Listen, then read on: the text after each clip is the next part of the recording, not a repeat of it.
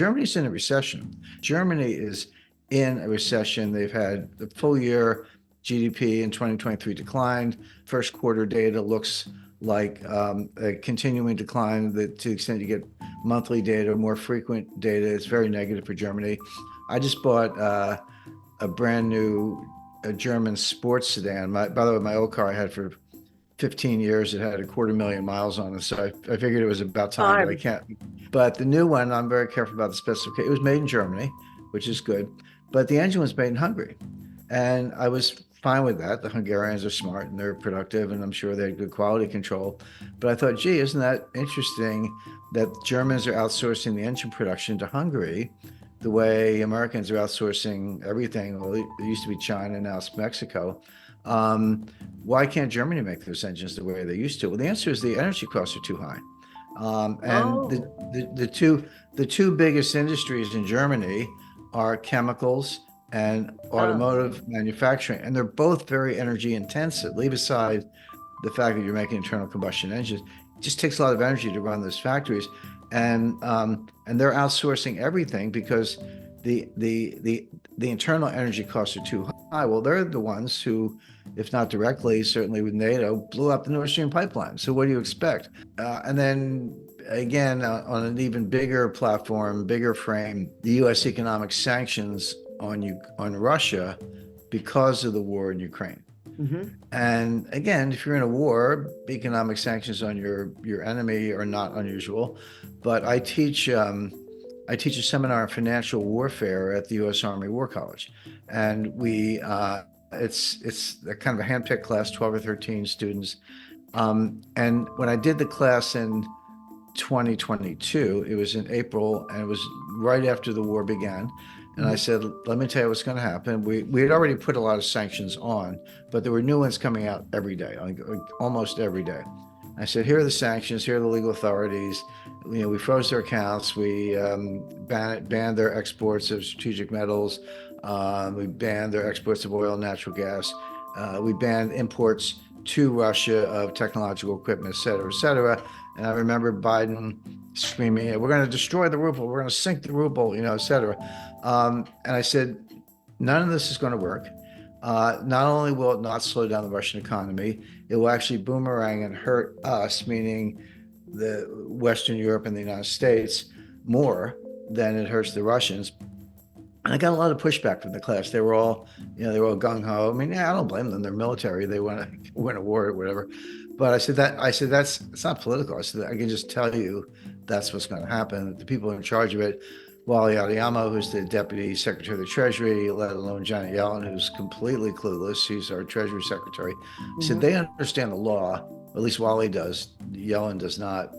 But they don't understand economics. They don't understand how easy it is to work around sanctions, how easy it is to use import substitution, et cetera. So anyway, I taught the class again last spring. I guess my next one will be coming up in a couple of months.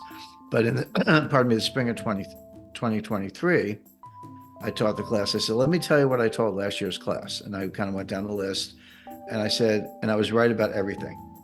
Wow. I was right that the sanctions wouldn't work. I was right that they would boomerang. Today, the biggest problem in the Russian economy is a labor shortage. That economy is booming. It grew about 5% in the fourth quarter of 2023.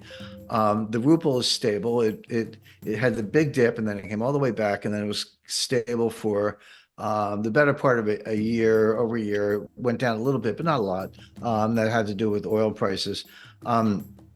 If they have an economic problem, they have a little bit of inflation, which means your economy is running hot. So Vera Nabiullina, who's the head of the Central Bank of Russia, I say she's the only central banker in the world who actually knows her job. She raised interest rates a little bit just to cool it off.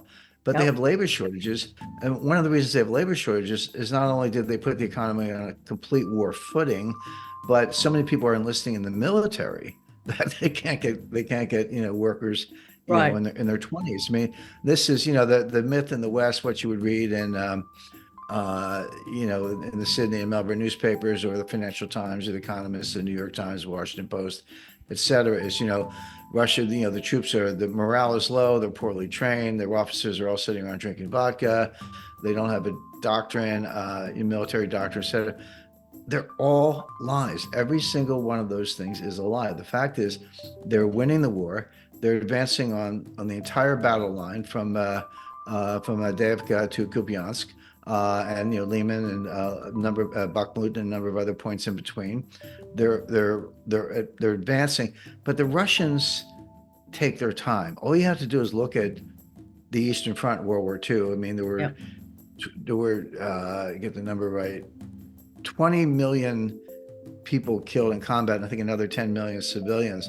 But the Germans came in and they killed 5 million Russians. And the Wehrmacht said, okay, we're on the outskirts of Moscow. We've taken Stalingrad. We've surrounded Leningrad. Today's St. Petersburg. We've killed 5 million Germans, or sorry, 5 million Russians. But then the Russians came back with 5 million more, and then 5 million more. In other words, the Wehrmacht and the German intelligence had no idea quite what they were dealing with in terms of Russia's ability to mobilize, and that's still true. But you look at the Battle of Kursk in 1944, late 43, early 44, they didn't rush into anything. They had a war of attrition. They wore down the Germans, and then they surrounded them. They enveloped them in what's called a cauldron, and they annihilated them. But they weren't in any hurry about it. And it was only when the Germans had been annihilated that they moved through Warsaw and Berlin. Well, they're doing the same thing in Ukraine. They're not marching to Kiev, not yet, give them time. But they are annihilating the Ukrainians on the battlefront. And now that the US Congress looks like it's not going to approve any further aid to Ukraine, Yeah. the EU did it reluctantly, but even the EU, I think it was 50 billion euros, if I'm not mistaken. But Hungary insisted that that be in 4 annual installments, not all at once. So whatever that comes to, it's like 13 million. 13 million euros is not going to. That's barely enough to pay the oligarchs in Ukraine, and the U.S. is contributing nothing right now. So Ukraine is losing badly on all fronts. But getting back to the economics of it, which is where we started, the Russian economy is booming. They're running a little hot. They have labor shortages. They're on a total war footing. They're making several million 155 millimeter shells per year. The United States and NATO's arsenals have been depleted. We don't have any more 155 millimeter shells. That's why we're sending them these cluster bombs, because that's all we have left. The U.S. is begging places like South Korea, which had some, to say, hey, could you give us your 155 millimeter shells, we'll send them to Ukraine. South Korea says, well, we might need them ourselves because the North Koreans are making noise. The Israelis need them to fight in Gaza. And so how did the Western arsenals get completely depleted? That was the other thing. We're going to wear the Russians down. There'll be nothing left of them by the time we're done. Again, Carrie, the opposite has happened. The Western arsenals are depleted. The German Leopard tanks are blown up on the battlefield. The British Challenger tanks are blown up on the battlefield. The United States sent them some Abrams tanks, which is our top of the line tanks. The Pentagon called Zelensky and said, please don't use them, because we don't want any pictures of them burning on the battlefield. It's really bad for sales. So they have some Abrams, but they won't use them because they know the Russians will blow them up with mines, drones, artillery, and bombing. It's kind of, the world's turned upside down. But again, just to summarize, whether it's Ukraine, strategic metals, uranium, which you mentioned, energy generation, industrial production, deindustrialization, you can't understand, and they're all big topics. You can't understand any of them separately from the Green New scam, and financial warfare, and a lot else going on the political side.